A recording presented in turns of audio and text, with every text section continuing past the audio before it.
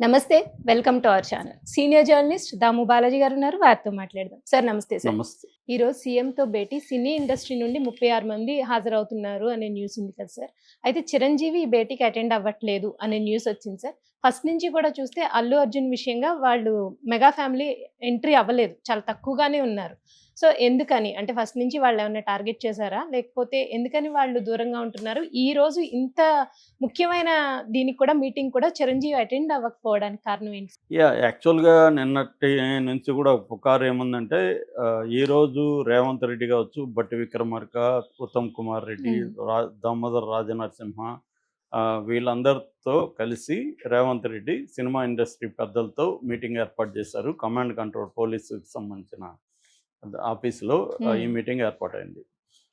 Cinema industry నుంచి ఒక 36 మందితో కమిటీ ఏర్పాటయిందని, ఈ కమిటీ ఏర్పాటు కూడా చిరంజీవి ఆధ్వర్యంలో జరిగిందని, హ్మ్. చిరంజీవి సూచించిన వాళ్ళ తోనే కమిటీ ఫామ్ అయిందనేది మనకొచ్చిన న్యూస్.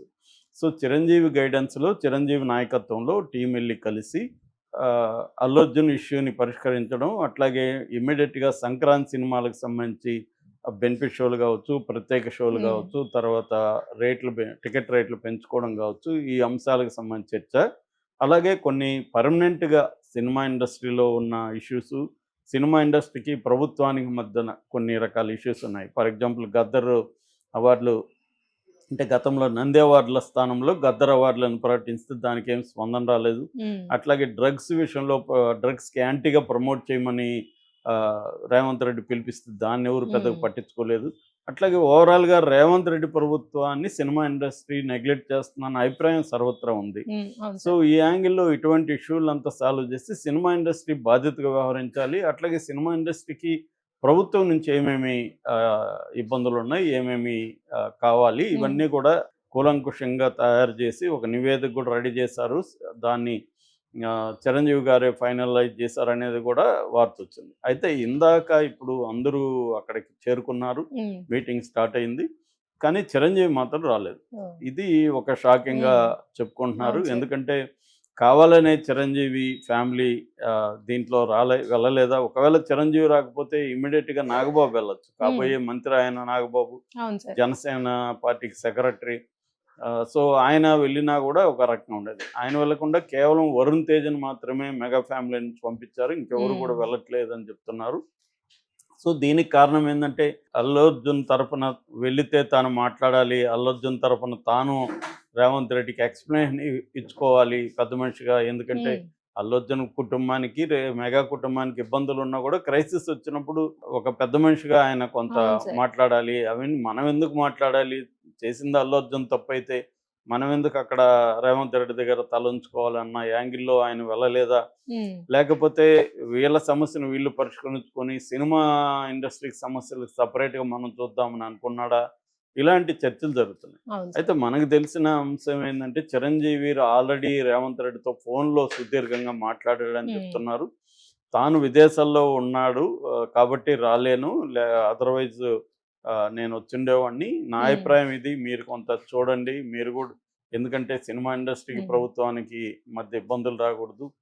సో, మా వైపు నుంచి ఏమేమి మీకు కంప్లెయింట్స్ ఉన్నాయి, లేకపోతే ఏమేమి మీరు ఎక్స్‌పెక్ట్ చేస్తున్నారో చెప్తే మేము అన్నిటికి దానికి రెడీగా ఉన్నాము. యాక్సెప్ట్ చేస్తాము. హ్మ్. సో, అట్లాగే మాకున్న సమస్యలు గూడా మా వాళ్ళు మీకు చెప్తారు. మేము తయారు చేశాము. నా సూచనల మేరకే కమిటీని గూడా ఫార్మ్ చేశానని చెప్తున్నారు. హ్మ్. ఇప్పుడు అక్కడికి వెళ్ళినోళ్ళలో ప్రధానంగా ఏందంటే ఇటు అల్లు అల్లు అరవింద్, అల్లు ఫ్యామిలీ నుంచి తర్వాత ఎట్లాగో 'దిల్ రాజు' హ్మ్. ఆయనే గాబట్టి దీనంతా అవును కోఆర్డినేట్ సార్. చేస్తుండేది 'దిల్ రాజు' ఉన్నారు.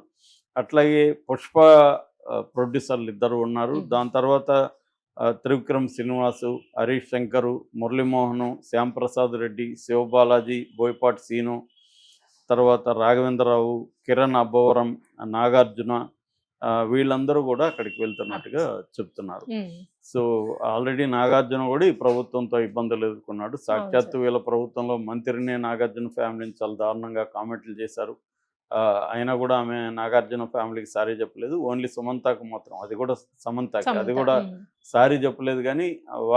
వ్యాఖ్యలను వెనక్కి హ్మ్. తీసుకుంటున్నాను. నేను ఇలాగా అనలేదు. ఏదో ఎక్స్‌ప్లనేషన్ ఇచ్చారు. అవును సార్. సో, ఆమె మీద గూడా ఎటువంటి చర్య రేవంత్ రెడ్డి ప్రభుత్వం తీసుకోలేదు. హ్మ్. పైగా ఎక్కువ ఇంక చాలులే మీరు ఆపండి అన్నట్టుగా ఇండస్ట్రీని వాళ్ళు నిందించారు. సో ఈ రకంగా ఉన్నప్పుడు అట్లాగే రేవంత్ రెడ్డి ప్రభుత్వానికి కూడా నేషనల్ మీడియాలో కూడా విపరీతంగా నెగిటివిటీ వచ్చింది. అవును సార్. ఆ విషయంలో కూడా రేవంత్ రెడ్డి కోపంగా ఉన్నాడు. అంటే అల్లు అర్జున్ ఫ్యామిలీకి ప్లాన్డ్గానే నేషనల్ మీడియాలో దీన్ని హైలైట్ చేసింది అని. సాక్షాత్తు కమిషనరే సిబి ఆనందే నేషనల్ మీడియా డబ్బులు కమ్ముడు పోయిందని విమర్శించి మళ్ళీ మరుసటి రోజు సారీ చెప్తూ ఆయన ట్వీట్ కూడా చేశాడు. ప్రజెంట్ ఆయన లీవ్లో విదేశాలకు వెళ్ళాడనే వార్తలు కూడా వస్తున్నాయి. అంటే ఓవరాల్గా రేవంత్ రెడ్డి ప్రభుత్వానికి కొంత ఇబ్బంది కూడా నేషనల్ లెవెల్లో వచ్చింది. ఎందుకంటే ఆ కాంగ్రెస్ పార్టీ సీఎంగా నేషనల్ లెవెల్లో మీడియా అంతా కూడా బీజేపీ కంట్రోల్లో ఉంటుంది. మెజారిటీ మీడియా బీజేపీకి అనుకూలంగా ఉండే మీడియాని. అందువల్ల ఈ ఇష్యూని వాళ్ళు కాంగ్రెస్ వర్సెస్ సినిమా ఇండస్ట్రీగా టర్న్ చేసేసారు. అంటే సినిమా ఇండస్ట్రీని పగబట్టి కాంగ్రెస్ పార్టీ ఎలా చేస్తుంది, డెమోక్రసీ లేదు, వీళ్ళకి ఏం లేదు అన్న విధంగా మనం కానీ ఆర్నబ్ గోస్వామి ఇలాంటి వాళ్ళ డిబేట్లు చూస్తే ఈ యాంగిల్లోకి వెళ్ళిపోయింది. అది రేవంత్ రెడ్డికి కూడా ఇబ్బందికరమే. ఖచ్చితంగా వాళ్ళు ఏమి రేవంత్ రెడ్డిని కంట్రోల్ చేయకపోయినా కనీసం అడుగుతారు కదా, ఏం ఇష్యూ, ఎందుకు ఇలాగా అయింది, నేషనల్ లెవెల్లో మన వైపు నుంచి ఏం తప్పులు జరిగాయి, ఇవన్నీ అడుగుతారు కదా. ఏదేమైనా ఆయన ఎక్స్ప్లెనేషన్ ఇచ్చుకోవాలి కదా. సో ఆ రకంగా ఆయనకి ఇబ్బందులు ఉన్నాయి. సో ఈ ప్రభుత్వానికి వ్యతిరేకంగా సినిమా ఇండస్ట్రీలో కానీ లేకపోతే అల్లు అర్జున్ ఫ్యాన్స్ కూడా అనేక రకాలుగా రేవంత్ రెడ్డి మీద లేకపోతే నెగిటివ్ ఇది చేయడం. రెండోది ఏంటంటే ప్రతిపక్షాలతో కలిసి ఇటు బీజేపీ కానీ ఇటు బీఆర్ఎస్ కానీ ఈ ఇష్యూలో రేవంత్ రెడ్డిని తప్పు పట్టడానికి సీరియస్గా ట్రై చేస్తున్నారు. బీఆర్ఎస్ కొంత తగ్గినట్టు కనబడుతుంది. కానీ బీజేపీ నేషనల్ లెవెల్లో అనురాగ్ ఠాకూర్ కూడా ఈరోజు కేంద్ర మంత్రి మాట్లాడాడు. ఆయన కూడా అల్లు అర్జున్ని, తెలుగు ఇండస్ట్రీని పొగిడాడు. మన ఇండియన్ సినిమాని ఇంటర్నేషనల్ స్థాయికి తీసుకెళ్ళింది తెలుగు వాళ్ళే.